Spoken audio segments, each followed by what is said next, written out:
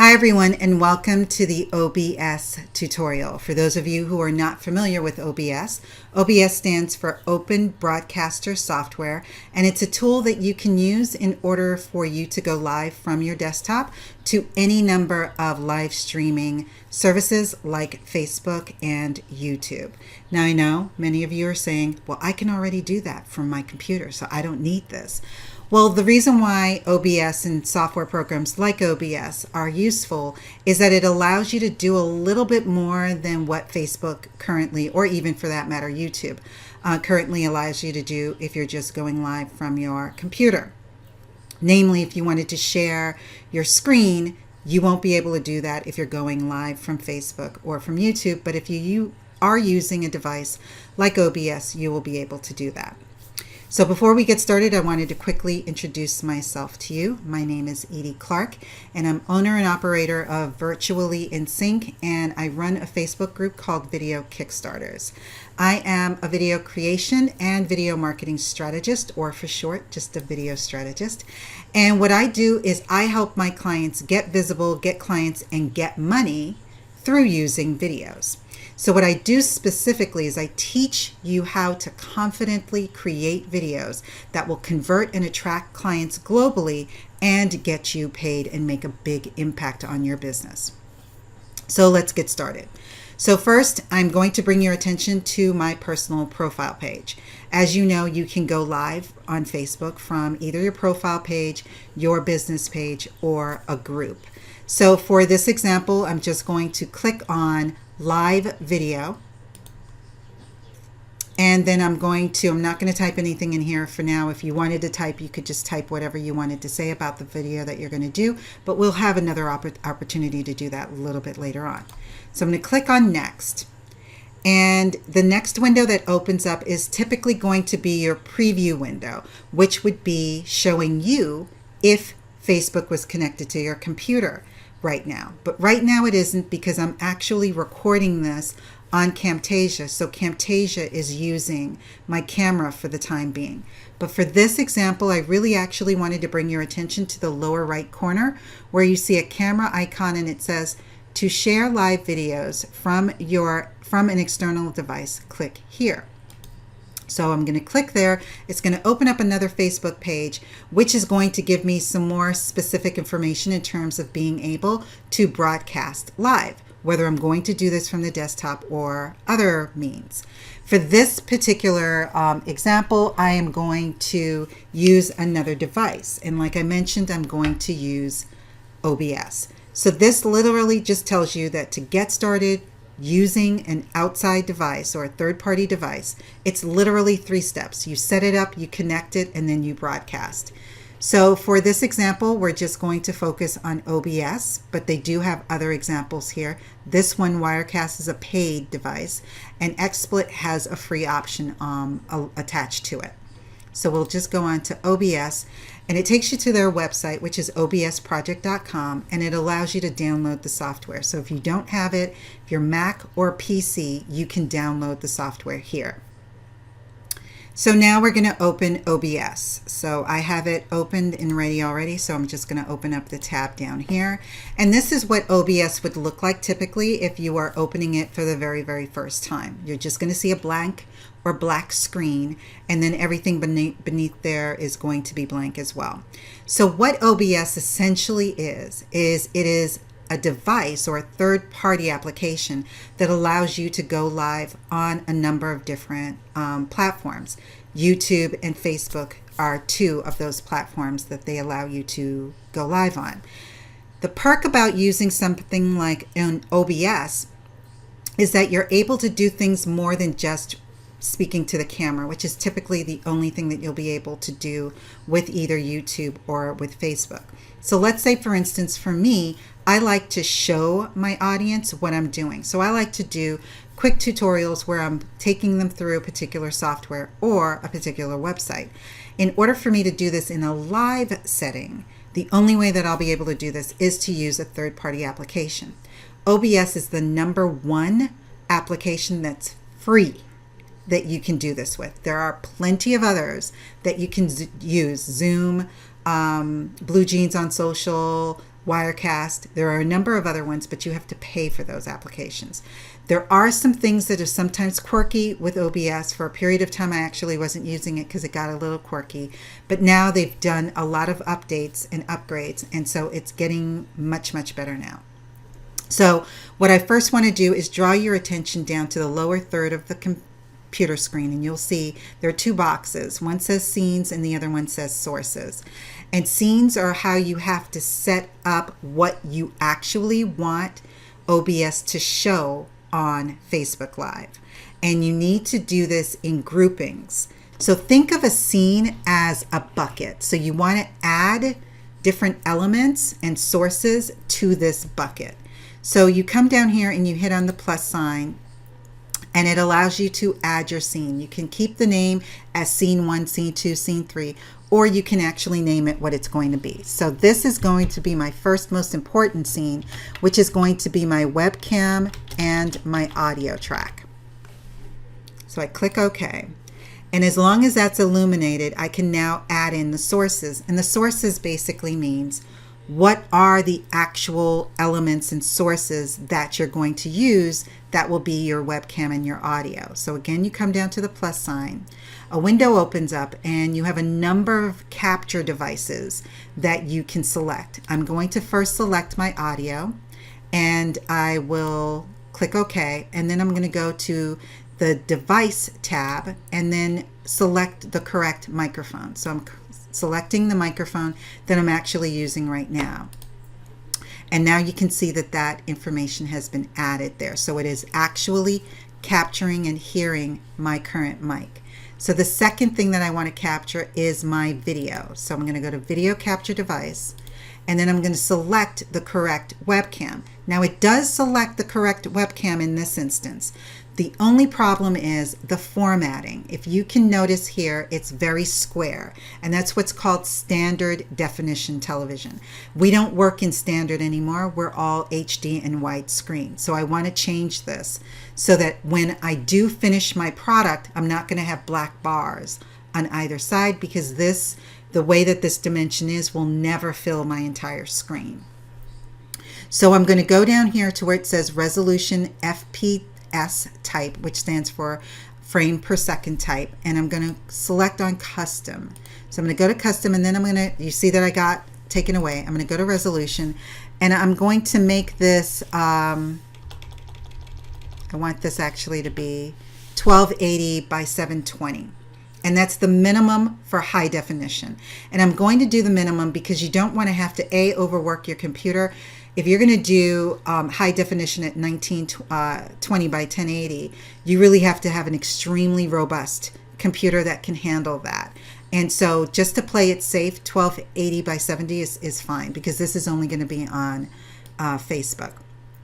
And then we're going to leave everything else here as is. So we're going to click on OK. And then you see this has a boundary, like a red boundary box. All you have to do is drag this out, and it fits the screen, because the ratio 16 by 9 is the same whether the dimensions are 1280 by 720 or 1920 by 1080.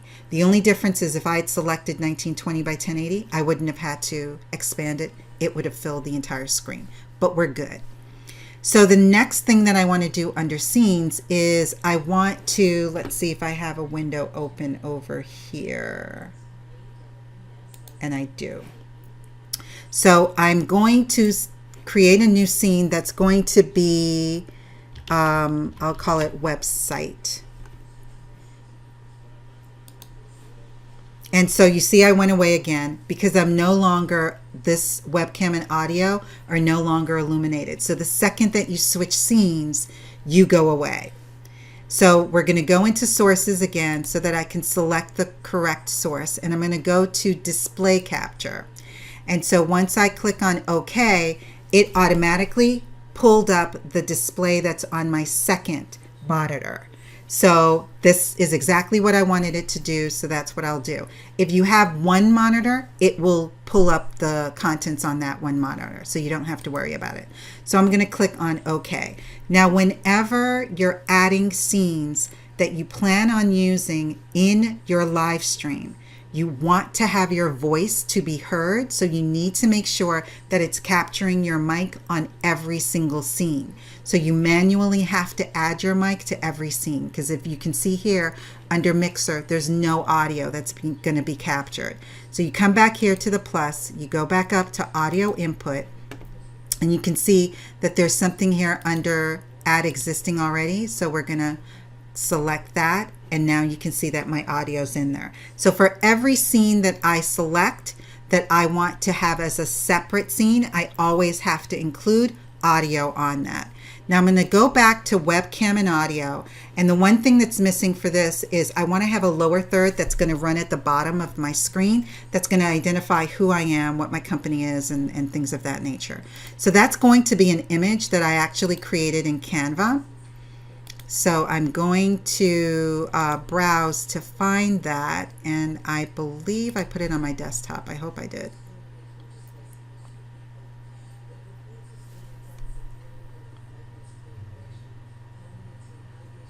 Took a little longer than I would have liked it to. And so there it is. As you can see, it's just popped up at the top part. So I'm just going to drag this down to that portion. So this is always going to be visible whenever I'm on my webcam, whenever I'm using my webcam. So this is a very simple thing that you can create in Canva or in PicMonkey, and whatever you do, I made the link, excuse me, I made the dimensions, I think they were 1920 by 90. So that's the dimensions, but you can probably make it a little bit wider. So maybe you can go up to 120, but definitely you want to get in the width so that you don't have to worry about adjusting that. So again, just so that you know, if you notice here in the order, the image is on top of video capture, which is my webcam, and that's what it needs to be in order for it to be seen. I'm going to change the order just right now so that you can see what happens when you lay one image or one capture device on top of another that is visual. So you see it disappeared because now the webcam or the video capture device is first. So whatever, if you're going to do layers, you need to make sure that you're layering it this way. But if the image that you're going to put in is a full image, you're going to have to create a completely new scene and then cut to that scene. And I'll explain that in a second. So once you have all of your scenes set up, and we can, let's see if I add, I'll just do an image and see if I can find an image really quickly. Go to source image. Let's see, I'm going to go here.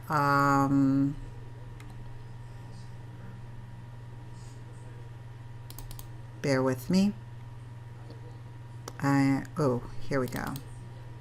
So let's say this is what I used to do when I was doing my daily tips. So let's say that this is the image that I want to have shown. What I'm going to do here under scenes is when I go live, let's say I want to open with this image and then cut to myself on the webcam. So I'm going to make sure that I move that so that it's just at the top so that I know the order in which I want to do things. So again, when you have an image, you need to make sure that you're capturing your audio. So let's add existing, and then you see, boom, it's there. Okay. So then the next thing that you want to do is you want to make sure that everything is set up correctly under settings. Now, one thing that you can do is with this device, you can record. Almost all of these devices allow you to record and save it separately from what's on Facebook onto your own desktop. I have this automatically set where when I hit the record button, when I hit the streaming button, it's automatically going to record. You don't have to do that. I do that just to save time, but you can do it manually as well. It doesn't matter. So the next thing is the stream. And under stream is where you can see all of the different services that you can stream from using OBS. So you can do YouTube, you can do all of these other ones, and you can do Facebook Live as well. When you get your stream key from Facebook, and I'll show you how to do that, this is where you're going to fill that in.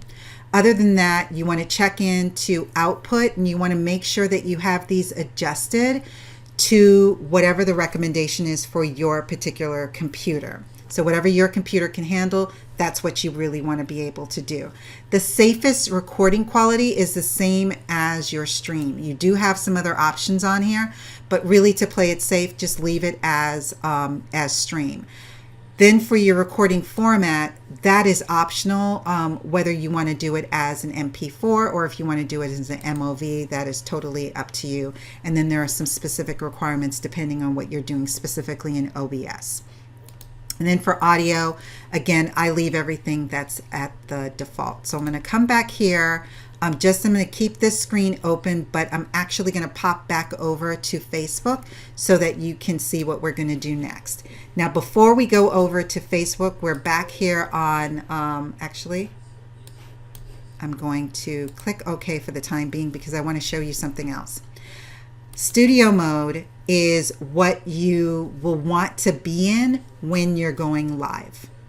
And the reason why you want to be in this when you're going live, especially if you're going to have multiple scenes that you need to switch from, because this window over here represents your preview window and this window over here represents your live window.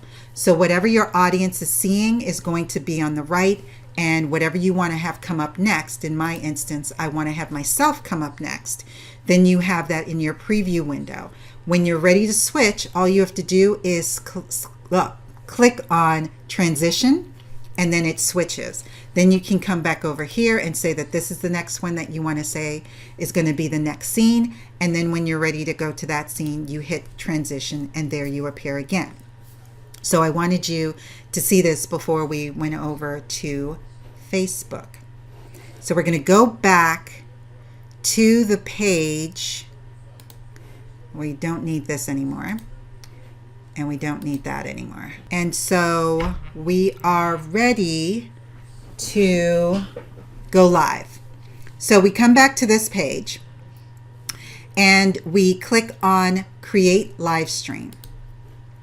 Here we're going to tell Facebook, where do we want this live stream to live? Do we want it to be on our timeline, on our friend's timeline, on our Facebook group, in an event, or on a page that we manage? So I'm going to go for a page that I manage, and then I'm going to select Next. Now this window opens up, and this is where we're going to get our stream key. And we get our stream key from here. Now, before we get it, let's say we just want to do, you never say that you're testing ever, but I'm just going to do this because I truly don't want anybody that pops into this to think I'm serious, because this isn't my business page. Testing OBS tutorial. And I'm going to delete this as soon as I am finished. So that's what we're going to do. So for now, I'm going to copy this. I've highlighted it and copied this. And then what I'm going to do is open up OBS again, and then we're going to go back over to settings. Actually, before we even do that, let's come back to preparing myself to where we want to go next. So that's how I want this to be set up to from the get-go. So we're going to go over to stream, and we're going to delete that stream key, and we're going to put in a new one. Now, just as a side note, in order for you to do a live stream, you have to put in the stream key. Every single time you do a live stream, you have to put in a new stream key. You cannot use the same one. You have to put in a new one. So you're going to have to do this every single time you go live. So we're finished, and we're going to go OK. So now I'm going to try to share a couple of windows at the same time with you so that you can see what we're doing. So right now I have all of my windows open for you at the moment, and I think I only want this one opened at the same time. So what I'm going to do is, on this screen that has OBS, I'm going to click on Start Streaming.